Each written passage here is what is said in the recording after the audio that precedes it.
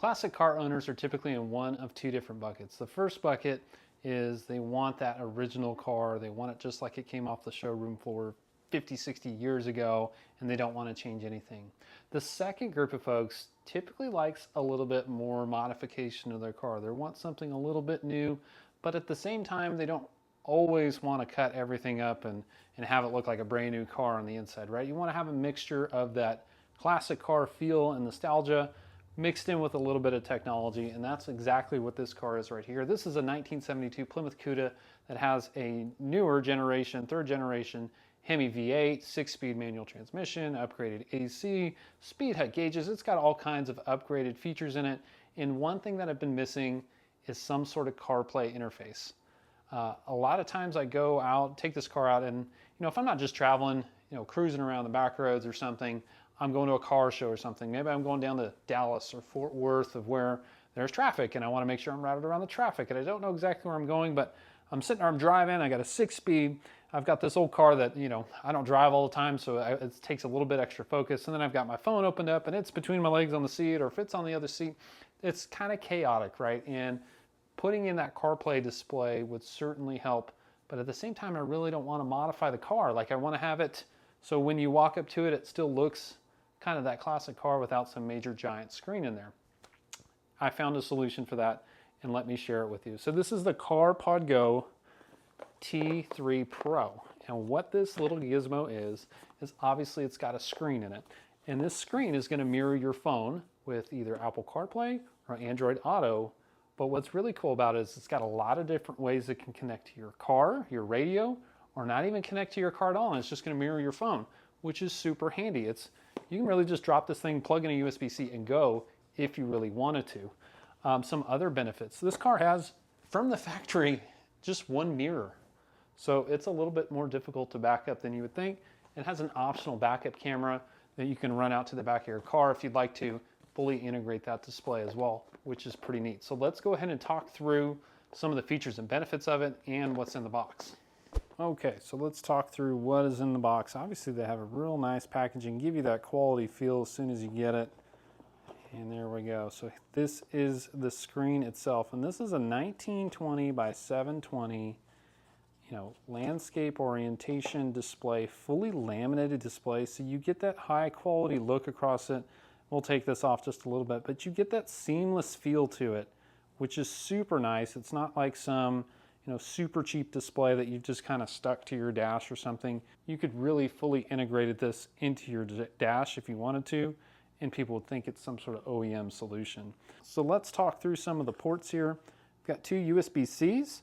We have one labeled audio, so I'm assuming this is going out to your radio if you wanted to use a 3.5 millimeter jack. You've got AVIN, which is going to be the video AV input, audio video input. This is going to be for your rear view camera if you have that option. And then a microphone is built into the back of this thing. It also has a light sensor in it, so it will dim the display with some auto brightness, which is super nice as well. You don't have to mess with it all the time, much like your phone or your laptop or something now has that auto dimming display depending on the ambient light.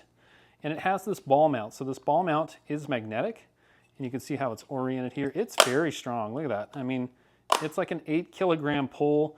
You're not going to have that thing come loose and flop around your dash or damage something at the same time. So let's look at some of the other things that are in the box here. All right, first thing up, we have our main power. So you can use essentially any USB-C as long as it's of equivalent wattage. And what this does, this would go in your cigarette lighter, have an on and off button if you choose to use that, if it's not keyed to your car already. And you have a USB-A outlet as well at 5 volts at 2.5 amps, so you can plug in your phone or something if you needed to charge it off of that as well. So that's your main power source. Obviously comes with an instruction manual with photos, lots of different ways you can configure this thing and get it set up in your car. So this is one of the main ways you can install this thing, and that's going to be this ball stud here with an adhesive back. It's got these serrations in it so you can put it on a curved surface, which no dash is going to have a perfectly flat surface on it, which will help it stick a bit better. So it's got this ball and socket. Loosen these threads up, and you pop these in. We may have to take them all the way off. Feed that through. There we go, like that there. Nice. It gives you adjustability to really crank down on it if you'd like. You tie it to this mount here, and again, this just pops off, so you can be left with just the stud there if you choose to go that route. It's got a backup mount in here as well. It has a suction cup pad, so if you want to put a pad on your dash and then use like the suction mount that comes with it, you can do that. This also has the ball end, fully adjustable any which way you choose. So lots of different mounting solutions. Let's see what we got in the bag here. This is going to be our camera, right? So if you wanted to use the camera, you've got this little gizmo here. You mount it probably below my rear bumper or something, a little more discreet location. Plenty of cabling here to route all the way up into the video input here, and you have your own power source for it as well. So you can make sure that you power it with your key on, so you're not draining your battery or anything like that. So that's going to be your rear view camera. And there we go. So that's all what we have in the box. Oh, you know what? I missed something. We've got these two guys here.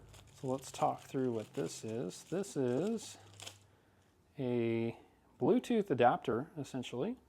So if you don't have it tied to your in-car display, or your in-car display has a 3.5mm jack, you plug this into your radio, and this Bluetooth enables your radio, essentially. So you're able to run it Bluetooth to display with just this guy in your 3.5mm jack. And this is going to be, if the backup camera has flicker, you can use this device to filter the current. So this is essentially a noise filter for the camera itself, which is probably not a bad idea if you're putting it in a classic car, right? Some of these charging systems and stuff are fairly noisy. So let's go ahead and boot this thing up. What we're going to do is we're going to put this kind of back in the pack here, and I'm going to show you what this thing looks like booted up. All right, I'm going to go ahead and power this thing up. It's already been synced up to my phone. As soon as I put it on, I hit the Bluetooth button. My phone popped up. I just hit accept, run CarPlay, and it took me 5 seconds to set this thing up with my phone. So the way it's configured right now is it's just mirroring my phone just for CarPlay. And so what that means is there's going to be no audio going through the car stereo until I turn it on. So what my setup is I'm going to have my phone Bluetooth to my car radio, and then my screen here will mirror run the CarPlay. So all of my audio to the car will be wireless, and the only wires I have are essentially powering up the unit here. There's a couple ways you can also install it. If you don't have that, you can run the 3.5mm jack to the back of your radio and make an adapter. Some older radios have like an RCA output or something, you can tie to it there. If you have a Bluetooth transmitter, and even better yet, it has the capability to transmit the audio via FM. So if you have an FM radio in your car, you can run this and run the audio from your phone through the unit through FM, and that's going to be super handy. We'll see if we can demonstrate that. I'm not sure how the FM is going to work here in the garage itself, but let's go ahead and boot this thing up. I've got a USB-C adapter here, Carpodgo, so we're probably 3, 4, 5 seconds to get it booted up. This is the initial UI, so you're able to do some settings here, and it'll automatically start up the CarPlay just like that. And here we'll do some Michael Jackson radio, and it's playing off my phone, and what that will do is that will sync up with my radio, right? So you can see what the user interface here, it's already set up, and it runs just fine, super quick on the installation here. And what's really nice about this is it has 60 frames per second. So it's very smooth, right? When you're going through this, it's not laggy, it's not jittery. It has that OEM type feel, and I even have this screen cover still on it just because I don't want to tear it up. So if the quality looks a little diminished, it's because I have the cover on it. Very handy setup here. You look at your calendar or whatever you have set up, it's election day, and just like you would be running it in your car, which is awesome. I absolutely love it. You got your settings. You should be able to go back and swipe between day and night mode just by going down the top here. It just has an app on here already, Carpodgo. And this gives me my settings if I wanted to get to Bluetooth. It shows me the status and what's going on. Here's my FM transmission. And here's the options as you start to set it up, and it walks you through it. Dual Bluetooth display only, so it's going to sync up to your car radio and to the display. That's exactly what I have in my setup. You can run FM. Audio output needs to be configured, has changed, it needs to be restarted to take effect. Okay, that's fine. You set the frequency of what your audio output's going to be. Oh, it's going, it thinks I already wanted to do that, so it just rebooted itself. No problem there. Figure out how to get back to that. So there's that one, and there it goes. It syncs back up. Auxiliary speaker, it can set up in speaker mode. It has its own speaker built in, so if you just wanted to have your navigation talk to you, you can have this set up like an old school Garmin navigation setup. So it's going to go ahead and reboot now that I configured that back to the Bluetooth display. And now I'm kind of running through the settings. Hopefully I'm conveying, this is a lot of different configurations and a lot of different ways that you can set this thing up for your old car, which is exactly what I'm looking for. You can set your date and time here. Nice little user interface here, auto connect. You can turn your Bluetooth on and off. You've got night shift, wallpaper, logo. Oh, this is cool. You've got, as it boots up, you can select, I'm going to bet $1 there's no Plymouth in here. Maybe there's a Mopar if I'm lucky. GMC, Dodge, we're close. Chrysler, we're close. Not seeing it. That's okay. I'm not surprised. You know what? We're going to do Dodge because that's about as close as a guy can get. Set as logo. There it goes. Set as logo is success. Let's reboot it because I'm going to nerd out about that. Let's see. Dodge. There you go. How sweet is that? Just the little things that help give you that little bit more integrated feel, which is what I like about it. You can set your media, your navigation, your phone volume. There we go. Now we go back to car. What other settings do we have? Right-hand drive, so if you need to flip it up, if you're driving on Japan or UK, Australia too, I think, you can flip this over. Timeout, return to CarPlay. So that's that feature. I'm going to turn that off for now because that's kind of getting annoying. As soon as you get back over here, it kicks you back, which is good. It's just a little frustrating since I'm trying to show this to you. Wallpaper, got a couple different flavors here. Brightness, day and auto, light sensor, of course, we want that. Night view, you can set it for a certain time. Audio output, we've already looked at that. And there you go there. And here we go back to CarPlay. This is super awesome. So let's go ahead and take a look where we might put it in the car itself. So I think I have it where I'd like it to go. I've looked at all the different options. I've been in here for 20 minutes playing around with the screen. Wanted it power up so I can get a good look at it. I looked at the windshield mount. That's a great option. Would be obviously really easy to put in and out and no concerns with any damage or anything, but I don't really like the way it looks. Outside looking in on the car, the whole dash is stock, it's factory, it's bare bones, it's minimal. And I looked at putting it here with a sticky mount on the metal part of the dash. Kind of impedes with my glove box and my ashtray. I've got some stuff in here, so I didn't really want to do that, and I think I convinced myself I'd like it down here on the floor. And good reachability, good visibility. I got to work through my shifter here.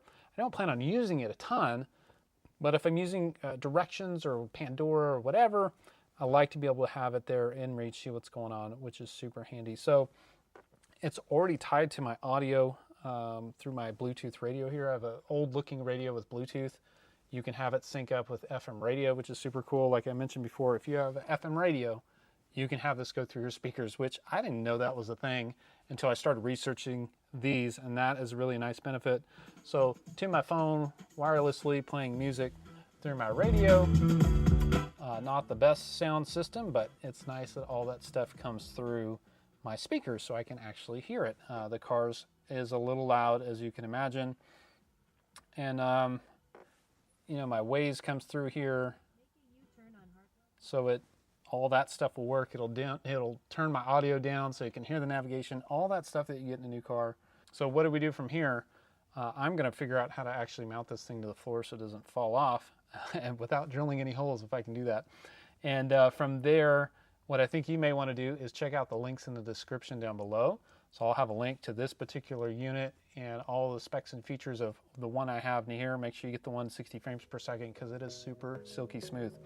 And like and subscribe to like the video and subscribe to the channel, and we'll see you next time.